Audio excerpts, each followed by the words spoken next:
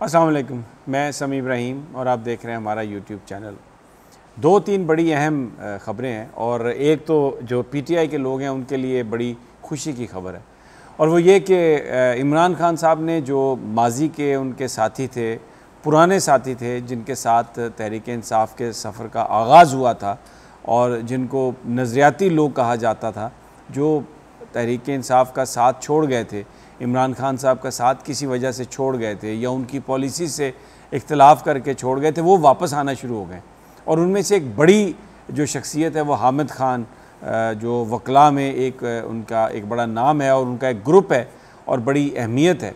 वो अब उनकी बनी गाला में मुलाकात हुई है इमरान खान से और उसके बाद जो उन्होंने गुफ्तगू की है, ऐसा लग रहा है कि पुराने लोग जो छोड़कर चले गए थे इमरान खान साहब, उनसे रब्ता कर रहे हैं, उनको पार्टी में वापस लाने की कोशिश कर रहे हैं ताकि पार्टी को नज़रियाती बुनियादों पर उस्तवार किया जा सके। तो जो बात उन्होंने कही कि मैं अब कभी 2018 की तरह का कंप्रोमाइज़ नहीं करूँगा, मैं इलेक्टेबल्स के पीछे नहीं भागूँगा और जो नज़रियाती वर्कर हैं, जो मुश्किल वक्त में साथ रहे हैं, उनको मैं अपने साथ मिलाऊँगा। तो हामिद खान ने ये बताया कि शाह महमूद कुरैशी के ज़रिए उन्हें पैगाम मिला कि इमरान खान साहब उनसे मिलना चाहते हैं, यानी खान साहब ने ख़ुद उनसे रब्ता किया। तो हामिद खान मिले इमरान खान से और आके बड़ी एक तवील उनकी नशिस्त हुई। उसके बाद हामिद खान का ये कहना था कि लगता है कि खान साहब पुराने साथियों को बुला रहे हैं और इस बात का इम्कान है कि और भी बहुत सारे पुराने साथी जो छोड़ गए थे खान साहब को, जो छोड़ गए थे तहरीक इंसाफ को, वो वापस आ सकते हैं। तो ये और फिर उसके साथ साथ जो अभी जो 20 ज़िमनी इंतखाबात हैं, उसके लिए जिस तरीके से इमरान खान साहब ने पार्टी टिकट्स का तयन किया है, पार्लिमानी बोर्ड ने जो सिफारिशात की थी उन सारी सिफारिशात को उन्होंने एक तरफ रखा और ख़ुद तमाम उम्मीदवारों का इंटरव्यू किया। 20 में से 18 टिकट्स का उन्होंने फ़ैसला किया और ये जो टिकट्स जिन लोगों को दिए गए हैं नौजवान हैं, नज़रियाती हैं और अमूमी तौर पर जो पार्टी है वो इससे खुश नज़र आ रही है। इसी तरह पंजाब असम्बली में जो लीडर ऑफ़ द अपोजिशन का जो फ़ैसला करना था वो भी इमरान खान ने परफॉर्मेंस की बुनियाद पर किया। तहरीक इंसाफ ने दो बड़े ओहदे जो है ना वो तब्दील किए, यानी नए लोगों को लेके आए। एक तो लाहौर में उन्होंने पंजाब में, सेंट्रल पंजाब में आपको पता है शफ़कत महमूद साहब को वहाँ से उन्होंने हटाया और नई जो ख़ातून हैं उनको उन्होंने सदर बनाया। और उसकी वजह ये थी कि लाहौर में अगर हम आप देखें तो जो साबिका वज़ीर सेहत हैं डॉक्टर यास्मीन राशिद, उन्होंने बुनियादी तौर पर जो लाहौर में एहतजाज हुआ था 25 मई को, उसमें अगर पाकिस्तान के टेलीविज़न्स में, स्क्रीन्स में रेजिस्टेंस की एक अलामत जो नज़र आई, बावजूद इसके कि उनको कैंसर था, वो डॉक्टर यास्मीन राशिद थी। उनको उनकी परफॉर्मेंस की बुनियाद पर लाहौर में जो उन्होंने किया, सेंट्रल पंजाब का उन्हें सदर बनाया गया। अब उसके बाद लीडर ऑफ़ द अपोजिशन का फ़ैसला था। तो जो दूसरा बड़ा क्राउड निकला पंजाब से लाहौर के बाद, वो मियाँ वाली से निकला और सब्तैन जो हैं वो उनका ताल्लुक़ मियाँ वाली से है। हालांकि वो नैब के इशू पर एक रेफरेंस पर वो जेल में भी गए, उन्होंने वजारत से इस्तीफ़ा भी दिया, लेकिन जब वो वहाँ से सुरखरू होकर बाहर निकले तो उनको काबीना में वापस ले लिया इमरान खान साहब ने। लेकिन मियाँ वाली से जो लोगों को जिस तरीके से निकाला गया, और उससे पहले जो मियाँ वाली का जलसा था वो मियाँ वाली की तारीख़ का एक सबसे बड़ा जलसा था। तो इसलिए सब्तैन साहब को leader of the opposition Punjab assembly में बनाया। Deputy leader of the opposition उन्होंने बनाया मियाँ असलम इकबाल को बनाया और जिसकी वजह और साथ में राजा बशारत को बनाया।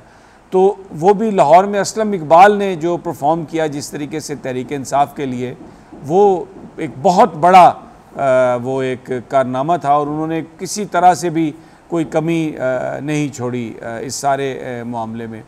मियाँ महमूदुर रशीद भी गिरफ़्तार हुए थे। बहुत सारे लोगों ने बड़ी बातें की मियाँ साहब के बारे में कि जी उन्होंने ख़ुद गिरफ़्तारी दी, ये हुआ, लेकिन दर हकीकत ऐसा नहीं था। उनको इमरान खान साहब ने पार्लिमानी लीडर बनाया। तो अभी तक जिस तरह से अपनी जो सेकंड लाइन लीडरशिप या जो मुख्तलिफ़ लोगों को अहम ज़िम्मेदारियाँ देने का मरहला हमने देखा कि इमरान खान साहब जो कहते थे कि मैं नज़रियाती लोगों को और उन लोगों को जो मुसीबत के वक्त साथ खड़े रहे, जो पार्टी की नज़रियात पर बिलीव करते हैं, उनको वो अपने साथ लेके आए हैं। तो ये इस हवाले से, इस लिहाज से तहरीक इंसाफ के लिए ये एक बड़ी अच्छी ख़बर है। दूसरा, जो पंजाब असम्बली में आज चौधरी परवेज़ इलाही साहब ने जिस तरीके का कंडक्ट किया और वहाँ पर उन्होंने जिस तरीके से अता तारड़ को बाहर निकलवाया, क्योंकि चौधरी ज़हीर ने ये कहा कि हाउस में एक अजनबी है।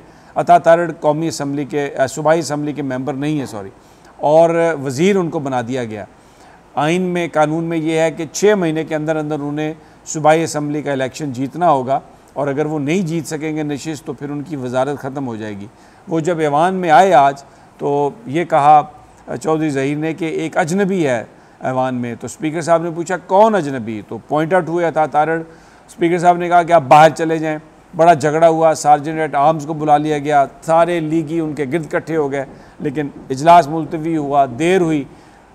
चौधरी साहब ने, चौधरी परवेज़ इलाही ने कहा कि पंजाब असम्बली का तकद्दुस सबसे बरतर, और अगर हमज़ा ने बजट पेश करना है तो फिर ये उनको अता तारड़ को बाहर निकालना होगा, और बिल आखिर अता तारड़ को बाहर निकाला। इससे पहले भी कई घंटे तक डेडलॉक रहा, और स्पीकर साहब ने ये कहा कि जो पंजाब असम्बली के जिन अफसरान के ख़िलाफ़ मुकदमात दर्ज किए गए हैं वो मुकदमात वापस लिए जाएँ। तो 2 मेंबर कमेटी बनाई गई कि 2 दिनों के अंदर अंदर ये मुकदमात वापस ले लिए जाएंगे। IG से और चीफ सेक्रेटरी से माफ़ी का मुतालबा किया, लेकिन हमज़ा शहबाज ने यहाँ पर ये गेम प्ले की जो हमें ज़राए ने बताया कि उन्होंने उन ऑफिसर से ये कहा कि वो ये स्टैंड ले लें कि जी हम माफ़ी नहीं मांगेंगे। तो हुकूमत ने कहा कि जनाब वो माफ़ी नहीं मांगते। ये कैसे मुमकिन है कि वो अफसरान जो बुज़दार साहब वज़ीर आला थे, लेकिन इसके बावजूद हमज़ा शहबाज की बात मानते थे, वो इनके कहने पर माफ़ी ना मांगे। लेकिन बहरहाल सियासत पाकिस्तान में अब एक मुनाफ़कत का सिंबल बन चुकी है। तो आज उन्होंने ये कहा कि जनाब हम तो अभी माफ़ी नहीं मांगेंगे, और फिर ये कहा गया कि वो असम्बली में आके वजाहत देंगे।